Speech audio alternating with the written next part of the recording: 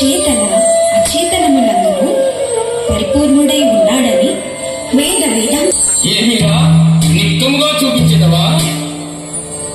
నిక్కముగా చూపించదను తండ్రి.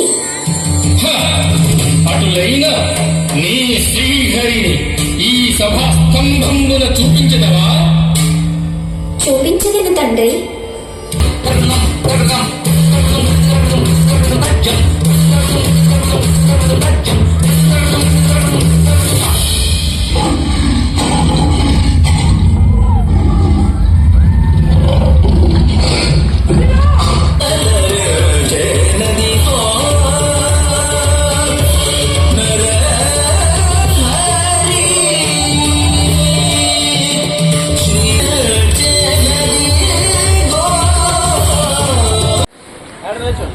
చిబ్బంది పెట్టాటి ముఖ్య సన్మాన గ్రహార్చన గురువులు శ్రీ లోకేష్ శర్మ గారు, కృష్ణవేణి గారు. అతిపెద్ద సంస్థ ఏదంటే నాకు సత్కల వాహిని మాస్టర్ గారు, సత్కల వాహిని మేడం గారు. ఎందుకని అంటారా, నాన్నగారు చనిపోయిన తర్వాత ఒక్కనే ఉన్నా, మాస్టర్స్ ఉన్నారు, వారు విద్య నేర్పిస్తున్నారు. తండ్రులు వారు ఉండడం, వారు మమ్మల్ని బిడ్డల్లా చూసుకోవడం, నాన్నగారు చనిపోయిన తర్వాత కూడా ఆ సంస్థలో మా అమ్మగారిని ఇంకా చెల్లెలాగానే భావిస్తుంటారు. ఈరోజు పర్ణికా నృత్యాంజలి 9వ వార్షికోత్సవ వేడుక అంగరంగ వైభవంగా మీ అందరి సమక్షంలో చాలా బాగా జరిగింది. చిన్నారులందరూ చాలా వారికి అందించేది ఒక్కసారి శుభాశీస్సుల రూపంలో. ఎందుకంటే అప్పారావు గారు మన మధ్య లేకపోయినా కొడుకు సాధించిన విజయాన్ని పైన చూస్తూ ఉంటాడు. మనందరం ఆ చిరంజీవిని ఆశీర్వదిస్తే ఆయన కూడా చాలా సంతోషిస్తారు. తూర్పుగోదావరి జిల్లా మొత్తానికి ఏకైక కళాకారుడు. ఒక్కసారి గట్టిగా ఆశీస్సులు మనకు ఉండాలయ్యా అని చెప్తూ ఉంటారు. ఎప్పుడు కూడా పెద్దల ఆశీస్సులు పుష్కలంగా లభించేలాగా ప్రవర్తించమని చెప్తారు మనల్ని. మీరు కూడా మీ పిల్లలకి నేర్పవలసినటువంటి నలుగురు మనల్ని దీవించాలి. ఆ దీవెనలు వాళ్ళ నాన్నగారితో మా పరిచయం, మా వీధే. అతని జీవితం ఎలా కొనసాగిందో నాకు తెలుసు. వారి నాన్నగారు ఎంత కష్టపడ్డాడో.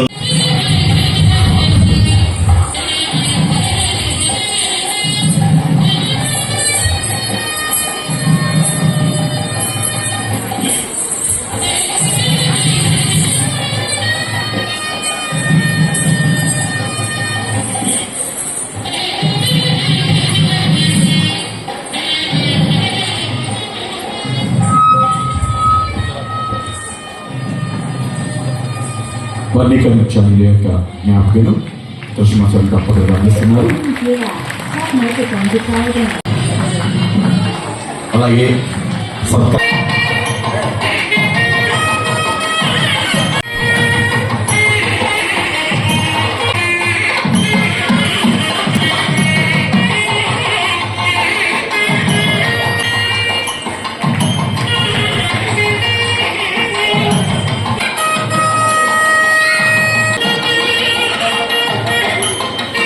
తెలియజేస్తున్నాం. అప్పారావు గారు వారికి వారి భార్య నాగమణి దంపతులు మంచి దంపతులు.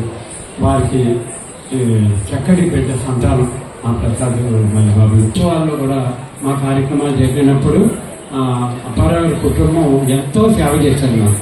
అదే టైంలో మల్లికార్జున చిన్నవాడైనా కానీ మరి వేషధారణ పాత్రతో పాటు సడన్గా ఒక లేడీ వేషం వేయవలసి వచ్చింది. సొంత కార్యక్రమాలు పెట్టారు. వాళ్ళంతా వాళ్ళు వచ్చి కార్యక్రమాలు చేసుకుంటూ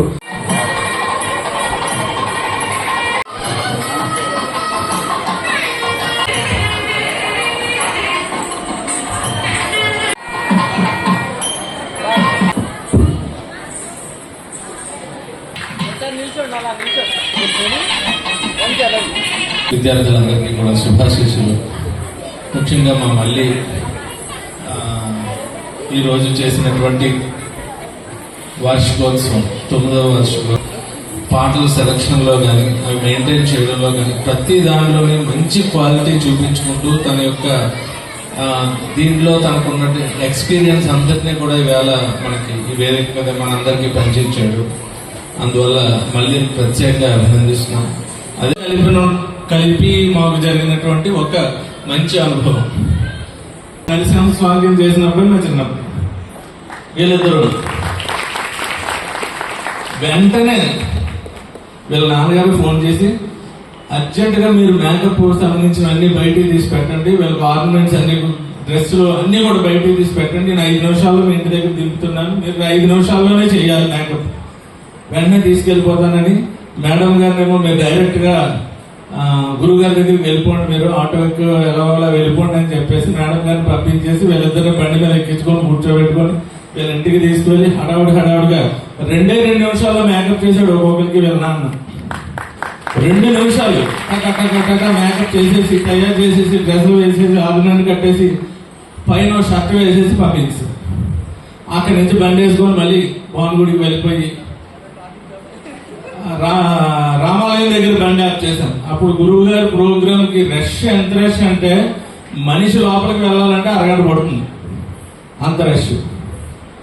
వెంటనే మేము రామాలయం గోడ వెనక నుంచి దూకి అక్కడి నుంచి అయ్యప్ప స్వామి గుడి గోడ దూకి ఇంటి డ్రెస్ లో వాటన్నింటితో వెనక నుంచి డోర్ తీసుకొని పరిగెత్తుకుంటూ లోపలికి వెళ్ళి ఇలా నుంచున్నాము. గోపాలకృష్ణ గారు తలుపు తీసి రెడీ అయినామా అన్నారు. రెడీ సార్ అన్నాం. చేయాలి, ఎంత కష్టం, అంత కష్టపడాలి. ఈ వేదిక మీద మీ పిల్లలందరూ